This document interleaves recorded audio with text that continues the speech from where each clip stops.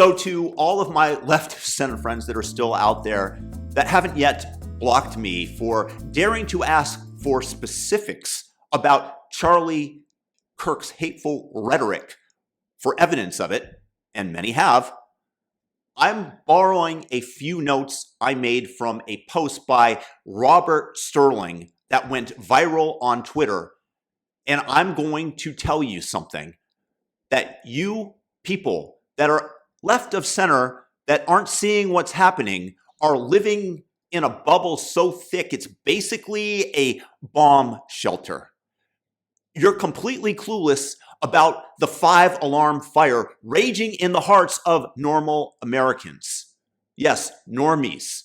Not your terminally online ex-keyboard warriors or those of us who are spending too much time making videos like me. No, but I'm talking about those folks waiting for their fast food at the drive-thru at Burger King, or arguing about whether the Green Bay Packers are going to win this week, or how Prince was frankly overrated as a musician. And I'm talking to you directly, Big Ronnie. They've dropped these conversations and they've become, let me just tell you, very, very angry. And guess who they're pointing the finger at? You. Because let's get real. You're not ready for this, but I'm going to shove the truth down your throat like it's a kale smoothie at a yoga retreat. You gotta do it. Otherwise, you're not in. Guys, also please thumb up this video for the algorithm. It costs you $0. Leave me a comment with your thoughts on this and subscribe if you're new and you like the content. Fact 1, tens of millions of Americans, your neighbors, your cousin, your dentist, watched a 23-year-old blonde woman, Irina Zarutska, get stabbed in the neck by some career criminal who's been released from jail 14 times.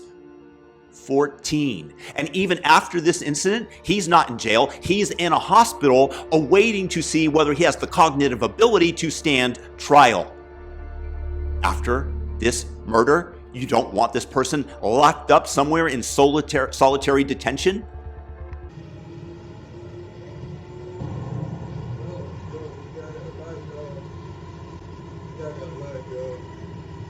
"14 times, now 15. My friends, that's not a rap sheet. That's a freaking CVS receipt. Parents, like myself, we saw this and thought, that could be my child. And they are not wrong.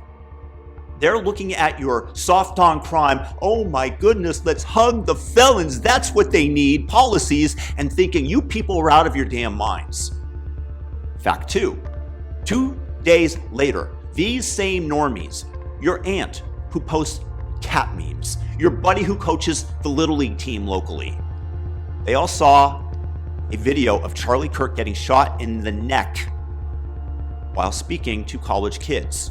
Charlie Kirk, a moderate, decent, God-fearing man who was just there to debate. Half of them probably didn't even know who he was, but they saw a young guy minding his business, bleeding out on their screens. And like me, their hearts broke. They're crying for his family, who are going to be raised without a very good father. The family who saw his life end in front of them, the 3 and 1.5-year-old children. And I've got those kids of the exact same age and 2 older ones. But many people are today clutching their chest and wondering what the hell is happening to this great, formerly great country. And then it gets worse. They log on to Facebook, not X, not some Reddit rabbit hole on r/Antifa, but Facebook.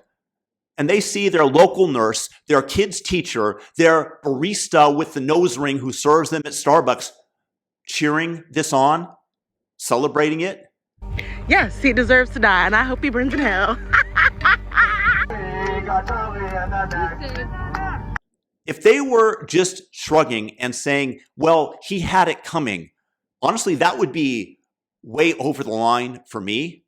But they're straight up popping champagne like it's a gender reveal party for who they are going to murder next.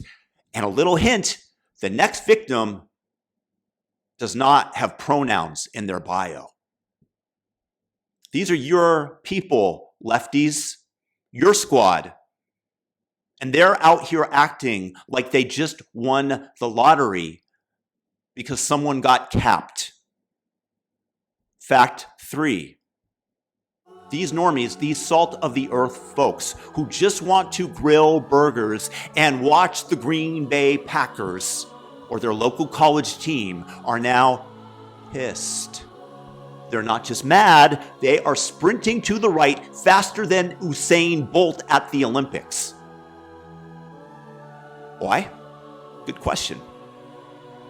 Because they blame you. You. Yeah, you and your defund the police bumper stickers and your sanctimonious TED Talks about systemic this and carceral that. They're thinking about their cop buddy who quit because he was tired of over and over being called a fascist pig when he's out on patrol protecting their family. They're thinking about Soros-funded DAs who let psychos walk free like Kim Fox in Chicago or Alvin Bragg in New York and all the rest around the nation because incarceration is violence. They're thinking about every HR drone who made them sit through a DEI seminar while criminals waltz out of jail like it's a revolving glass door at Macy's. And when they see Charlie Kirk's blood spraying like it's a Tarantino movie, they don't just see one nutcase with a rifle. They see every unhinged leftist who's called them a Nazi for daring to like a Trump tweet or having the audacity to go to church. They're thinking, wait, these people actually do want me dead. And they're not wrong. They're just not at the top of the list yet. You let your Maoist cosplay weirdos run wild, turning punch a Nazi from a bad tweet into a literal body count. They're looking at you, moderate Democrats, and saying, why didn't you stop these lunatics? Why didn't you call out the psychos in your own camp? And what's your response to all this? Bullshit. Industrial grade, low IQ, dollar store bullshit.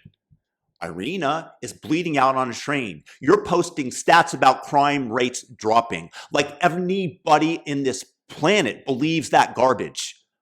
Bro, I've been to Chicago. People are getting carjacked at stoplights. And the cops are too busy filling out paperwork to care. And people have stopped reporting crime because it's become a waste of their time because Kim Fox or Alvin Bragg are just going to drop all charges and apologize to the criminal for having been arrested to begin with. Unless, of course, it's Daniel Penny protecting a subway car from a potential Carlos Brown Jr., in which case it's pedal to the metal for the justice system. Charlie Kirk takes a bullet. And then you try to both sides it and say, well, what about January 6th? Oh my goodness.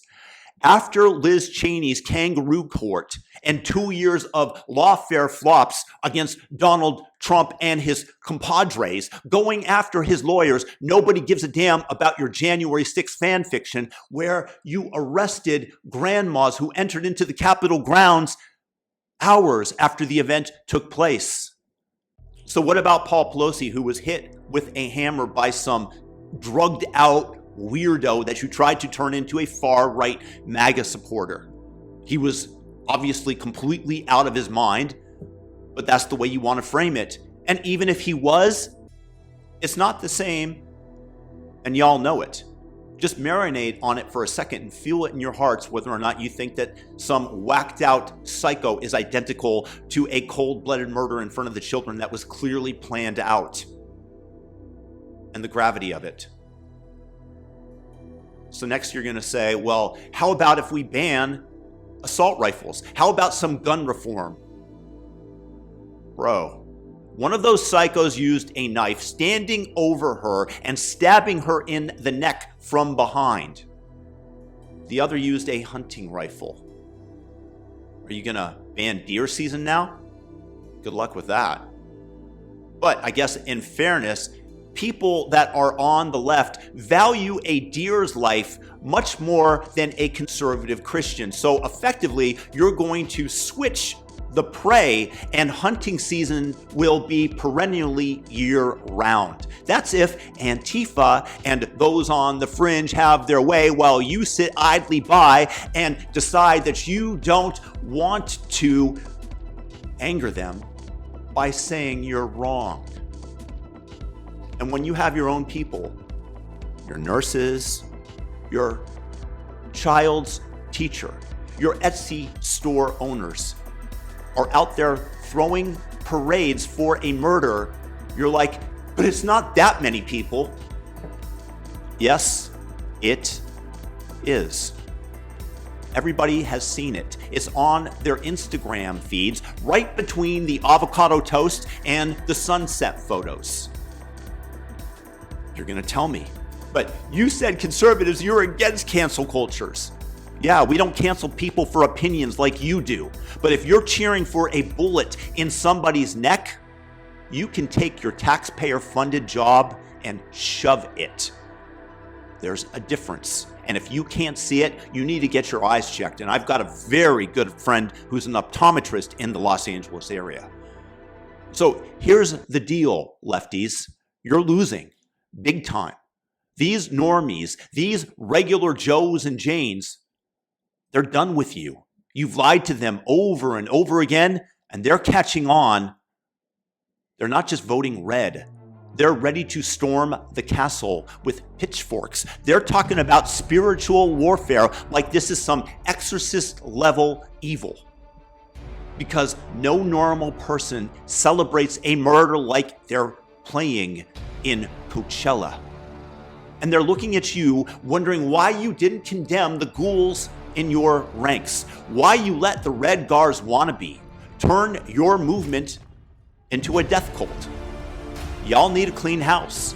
Kick out the crazies, ditch the bail is oppression nonsense, and maybe you'll have a shot at keeping a seat at the table, because right now, the normies are done with your bullshit, and they're ready to burn it all down. I'm right? And deep down, you're sweating because you see it coming. Look, you don't have to fix it, but get ready for a red wave that'll make Noah's flood look like a kiddie pool. And hopefully, there will be little actual blood mixed in.